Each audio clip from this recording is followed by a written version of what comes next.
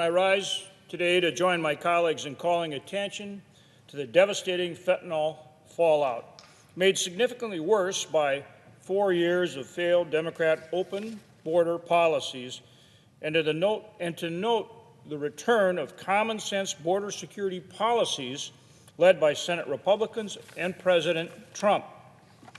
In March, Border Patrol agents encountered just 7,181 illegal immigrants attempting to cross the southern border. 7,181. This is in stark contrast compared to just 1 year ago, when under President Biden, the total encounters for the month of March totaled 137,473. That represents a 95% decrease in crossings, from over 137,000 to about 7,000. This sharp drop of illegal encounters is thanks to a new administration and a new Republican majority in the House and Senate, which has prioritized securing our border by resuming policies that brought historically low encounters just 4 years ago. And, policies that we put in place 4 years ago that worked then, we put them back in place. They're working now. So all that discussion on the part of the Biden administration saying, oh my gosh, they needed some new law somehow, just isn't so, is it? The numbers make that abundantly clear.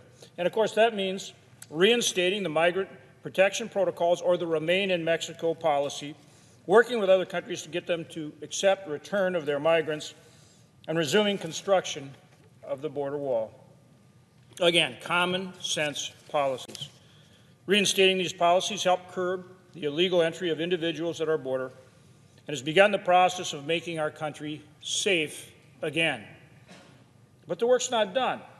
While taking advantage of the failed border policies of the prior administration, cartels and other transnational criminal organizations, or TCOs, flooded the border and gained a criminal foothold in our country.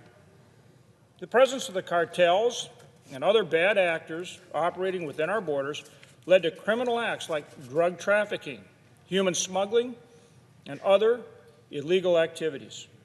On his first day in office, President Trump signed a series of executive orders addressing the border crisis that have been affecting our country, and has begun the process of removing criminals who had illegally entered under the previous administration. These executive actions have served as the first steps in reversing the catch-and-release policies that allowed members of cartels, gangs, and violent transnational criminal organizations like MS-13 and Tren de Aragua to remain in the United States while operating criminal enterprises. By declaring an emergency at the border, DHS, DOD, and DOJ were able to take a whole-of-government approach and begin working together to identify the criminals that were illegally operating these networks within our country. The result of these harmful Democrat open border policies has been felt by us all and have turned every state into a border state. Leadership for the DEA Omaha Division, which includes my state, said it plainly and simply: the repeated presence of fentanyl in our communities is due to outside forces. Quote, the precursor chemicals are coming from China. They go down to Mexico, and from there, they're pushed up into our communities. End quote. The numbers reflect this. 2023 officials in North Dakota seized 21,000 more fentanyl pills than the year before, 30 pounds more meth, and 2.5 times more pounds of cocaine. Last month, the Republican majorities in both chambers, House and the Senate, voted to continue funding for key programs at DHS and DOJ that combat the rise in illicit drugs like fentanyl. Unfortunately, our colleagues across the aisle voted against that effort. While the United States stands prepared to take on the scourge of fentanyl that is impacting our citizens, other countries must step up as well. As a result of the actions taken by this administration, both Canada and Mexico have begun to be engaged partners on this issue. In February, the President of Mexico agreed to send 10,000 National Guard troops to help secure its northern border with the United States.